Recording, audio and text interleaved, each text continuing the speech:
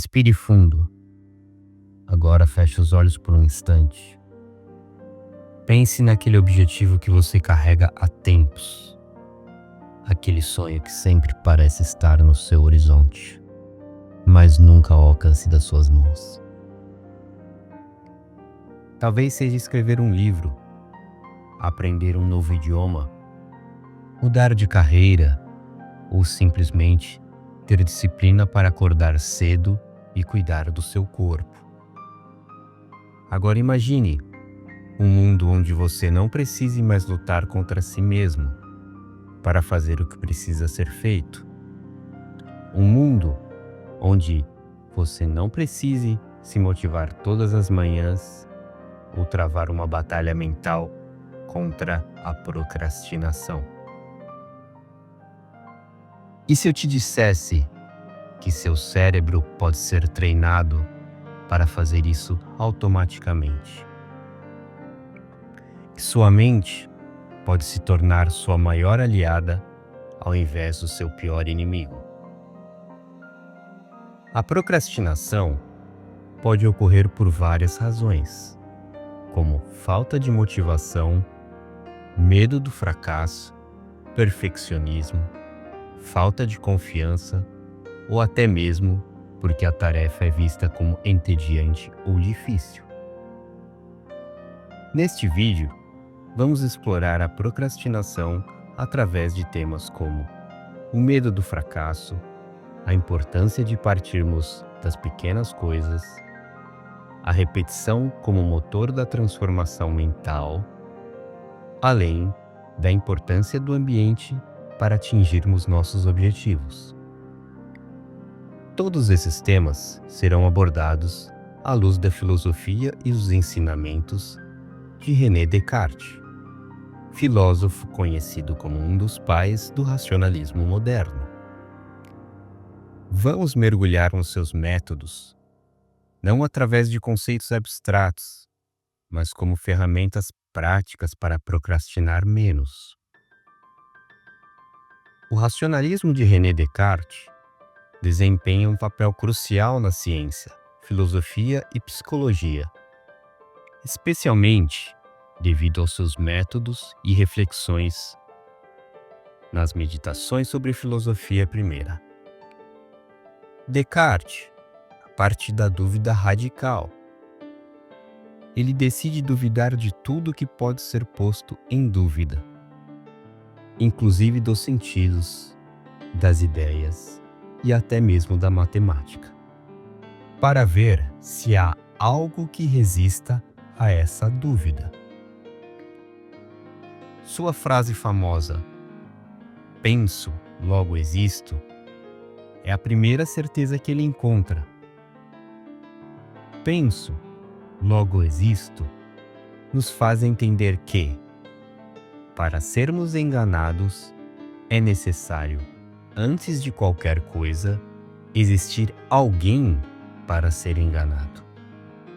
E nesse caso, aparece a ideia do eu. Assim, para Descartes, a existência do pensamento é a prova da existência do eu pensante. Outro ponto importante para compreendermos na filosofia de Descartes, que iluminará nosso caminho para colocarmos em prática seu método para não procrastinar, é a distinção que ele faz entre a mente como substância pensante e o corpo como substância extensa. A mente é conhecida com clareza e certeza como algo que pensa. Já o corpo é algo que pode ser duvidado. Esse é o famoso dualismo cartesiano, que influenciou profundamente a filosofia, a psicologia e até as ciências naturais.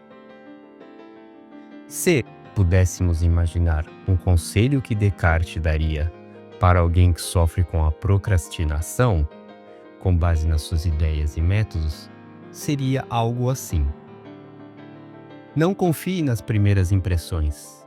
nas inclinações do corpo ou nas paixões momentâneas.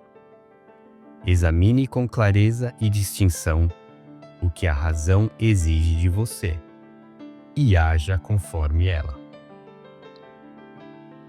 Então, se você está pronto para transformar a maneira como encara e lida com sua procrastinação, fique comigo.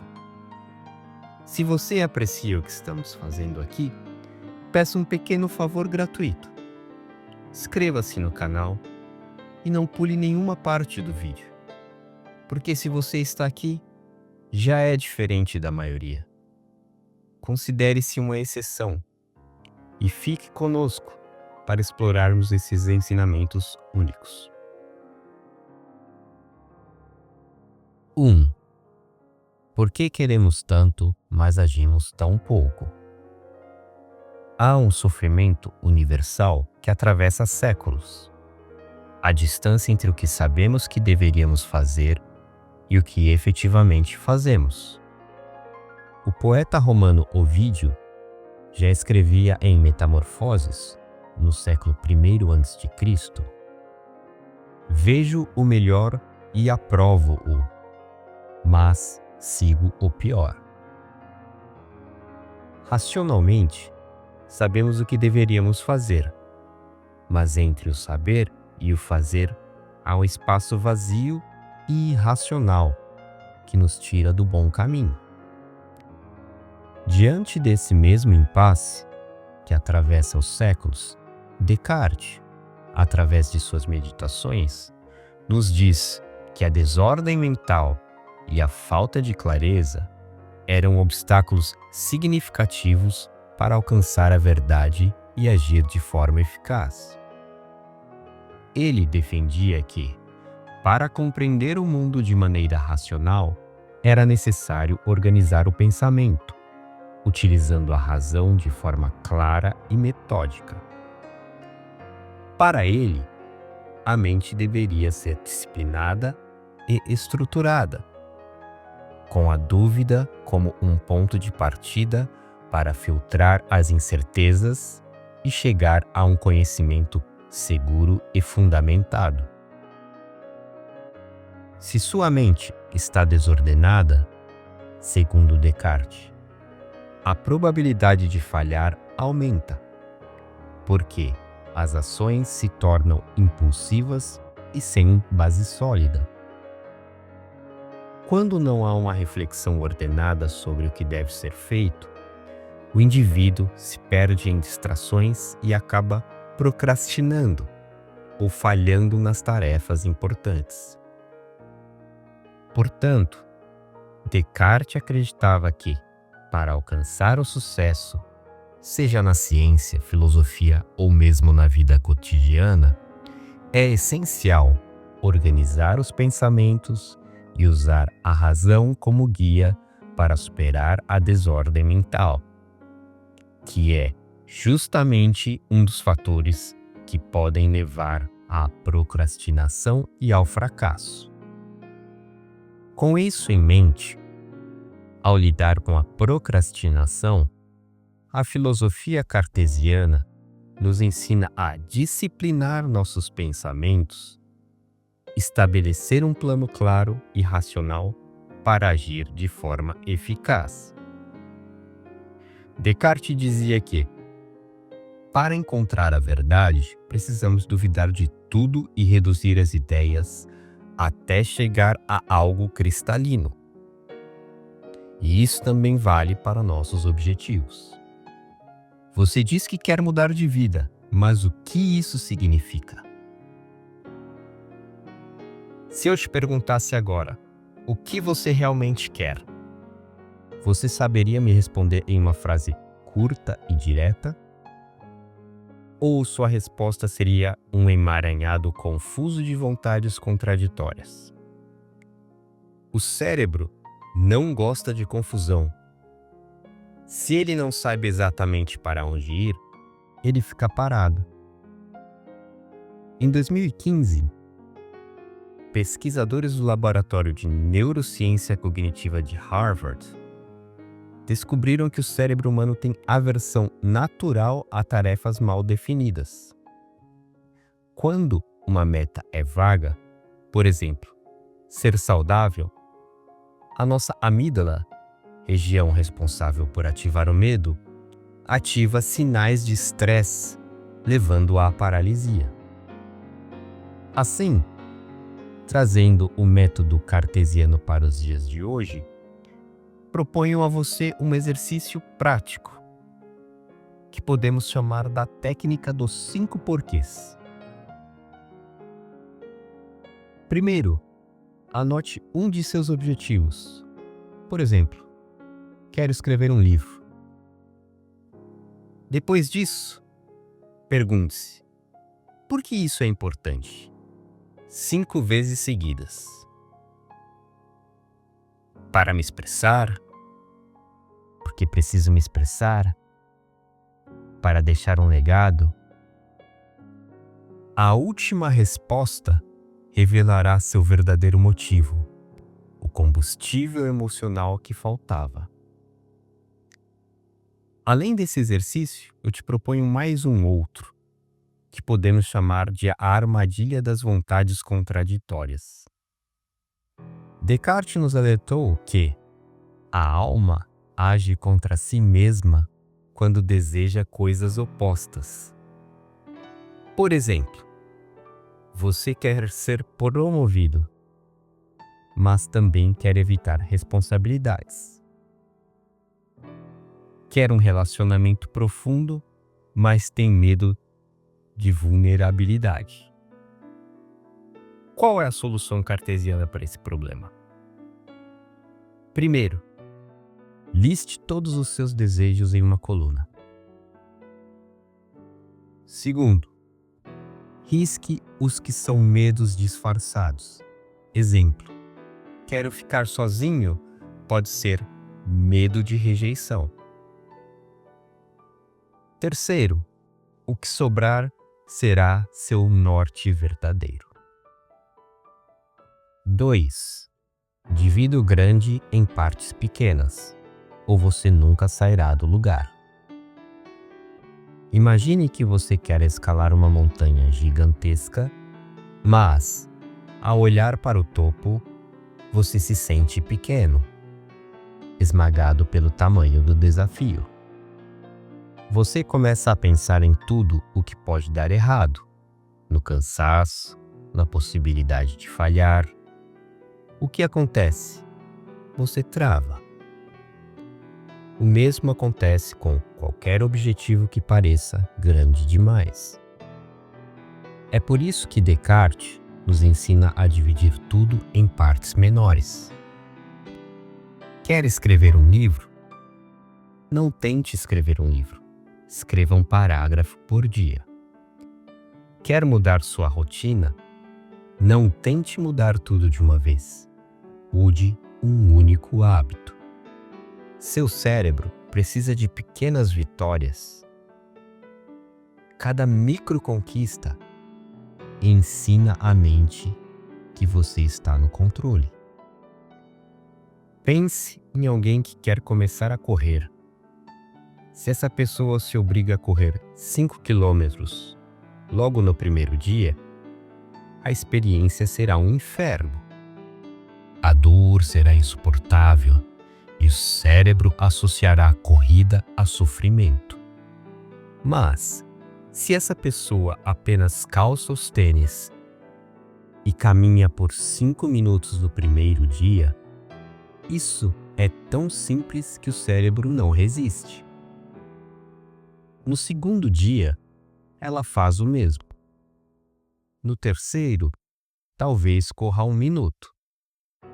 No quinto, 2.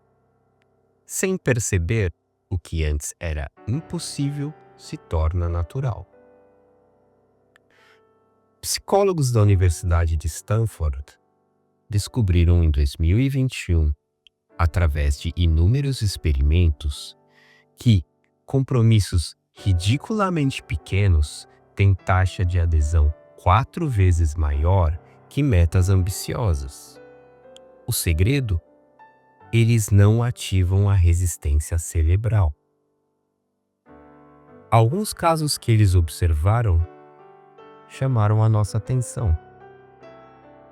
O Sr. A, 42 anos, obeso mórbido, começou a se exercitar com alongamentos ao longo de 30 segundos por dia.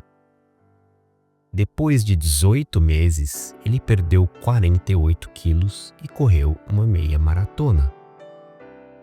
O segundo caso, a senhora B, 29 anos, tinha um quadro de depressão. Ela comprometeu-se a abrir a janela e olhar o céu toda manhã.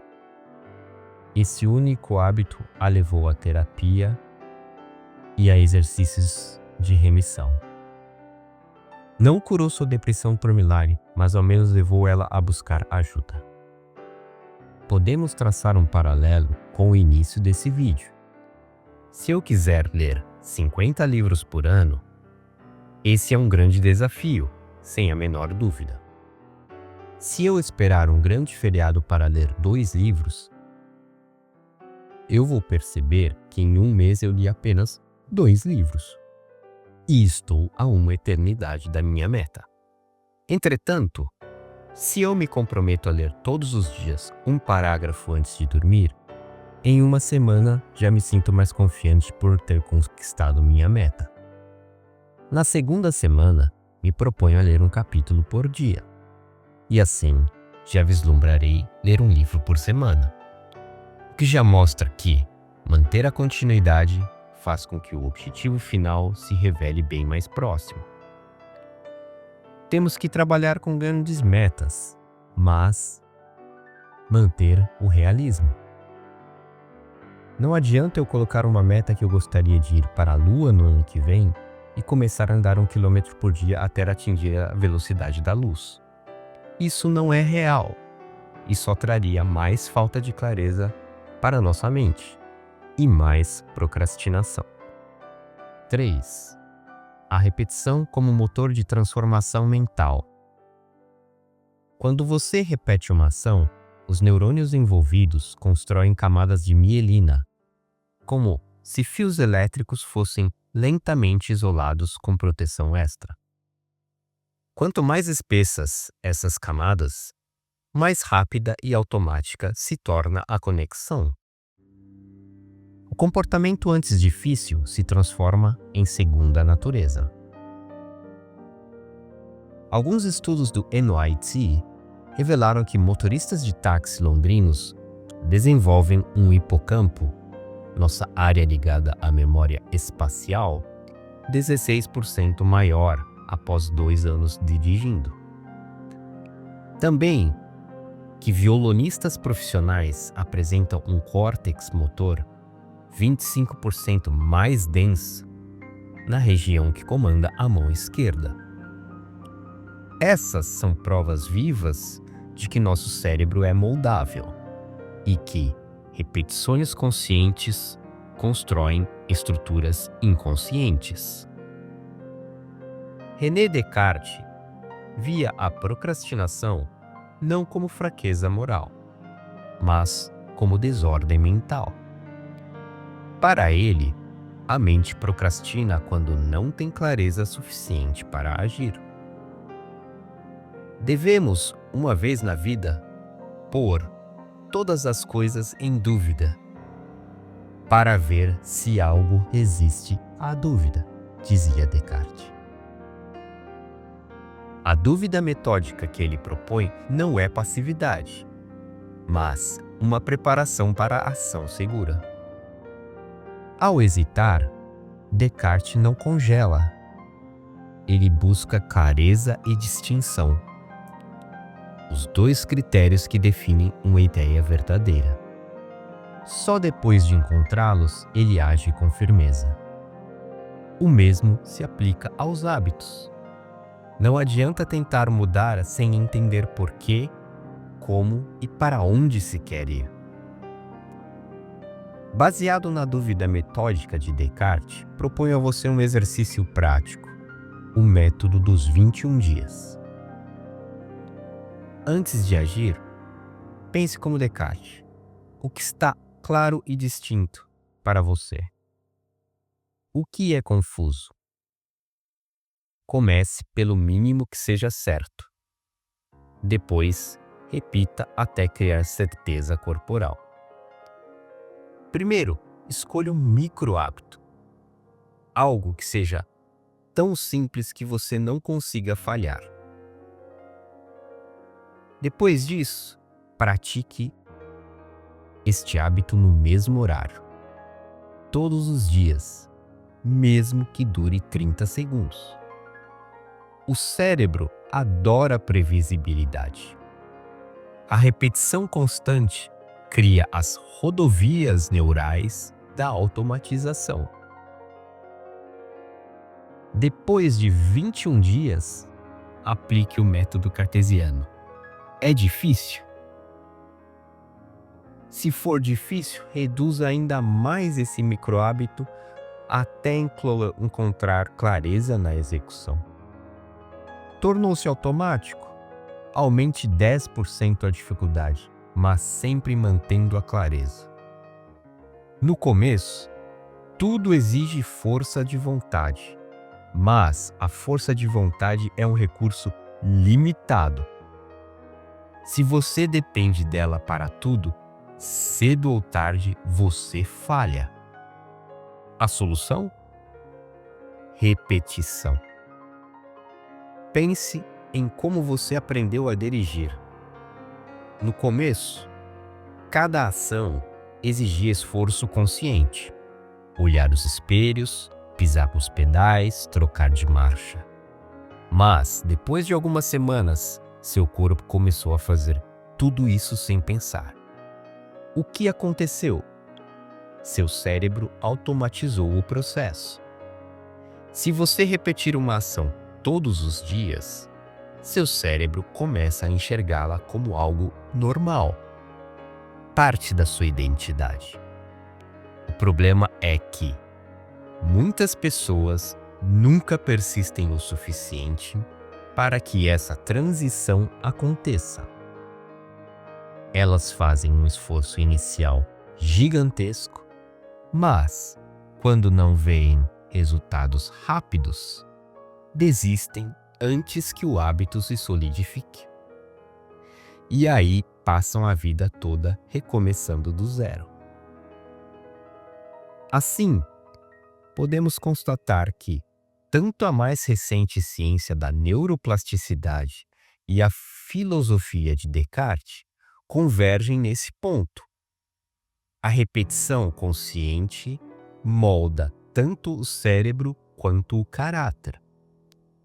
E, ao aplicar clareza, método e constância, a procrastinação perde força, porque onde há entendimento, há ação, e onde há hábito, há liberdade. 4. Molde seu ambiente e pare de confiar na força de vontade. René Descartes dizia que uma mente bem ordenada leva a uma vida bem ordenada. Mas, e se o contrário também for verdadeiro? E se uma vida desorganizada for justamente o que impede sua mente de agir com clareza? Seu ambiente não é neutro. Ele sussurra comandos o tempo inteiro, muitos deles invisíveis.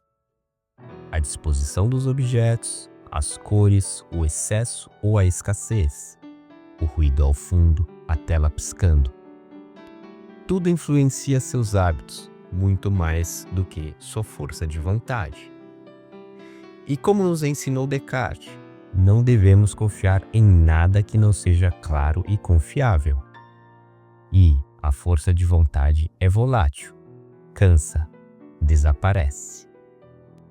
Você quer acordar cedo, mas dorme ao lado de um celular que brilha e vibra com notificações até a madrugada. Seu ambiente está contra você. Você quer ler mais, mas sua estante está cheia de livros que você nunca abriu. Seu ambiente está apenas decorando uma intenção. Descartes nos ensinou a não confiar nos impulsos, mas a criar um método. E a primeira etapa de qualquer método eficiente é facilitar o certo, dificultar o errado. Para chegar à verdade, é necessário, uma vez na vida, livrar-se de todas as opiniões recebidas, segundo René Descartes. Você pode aplicar essa ideia ao mundo ao seu redor. Reorganize seus espaços como quem reorganiza crenças, mantendo apenas o essencial. Não dependa da vontade. Programe o ambiente. Por exemplo, quer treinar de manhã? Deixe a roupa de treino pronta, visível, como um convite silencioso. Quer beber mais água? Espalhe garrafas pelos lugares onde você passa mais tempo. Quer focar no trabalho? Tire o celular da mesa. Feche abas desnecessárias. Silencie o caos digital. O cérebro segue o caminho de menor resistência, e o seu trabalho é tornar esse caminho compatível com seus objetivos. Isso é neuroplasticidade aplicada. É filosofia transformada em rotina. Destralhe o mundo ao redor e dentro de você. Outro sabotador silencioso da clareza mental é o ambiente visualmente poluído. Objetos esquecidos, pilhas de papéis, quinquilharias sem uso. Tudo isso ocupa espaço no campo visual e, por consequência, na mente. Mesmo que você ignore, seu cérebro não ignora. Ambientes desorganizados elevam o estresse, minam a motivação e aumentam a procrastinação. Experimente um pequeno experimento cartesiano. Tire do seu campo de visão tudo o que não usa há mais de 6 meses. Reduza o excesso, doe, desapegue. Observa o que sobra. Agora, observe a clareza que começa a surgir na sua mente. Descartes propunha dividir os problemas em partes pequenas e eliminar os ruídos para encontrar a verdade. Ao limpar seu ambiente, você faz o mesmo. Divide, organiza, clareia. 5. A decisão foi tomada. Agora, siga sem hesitação. Por fim, Descartes nos ensina que, depois de tomar uma decisão baseada em um pensamento sólido, o erro maior é hesitar. Quantas vezes você já se decidiu por algo e depois começou a duvidar? Será que é esse mesmo o melhor caminho? E se eu estiver desperdiçando meu tempo? Mas o problema não é o caminho. O problema é que, toda vez que você para reconsiderar, você perde impulso. E sem impulso, nada acontece. A verdade é que você nunca terá certeza absoluta sobre nada. Mas quem avança, mesmo sem certeza, sempre chega mais longe do que quem paralisa na dúvida.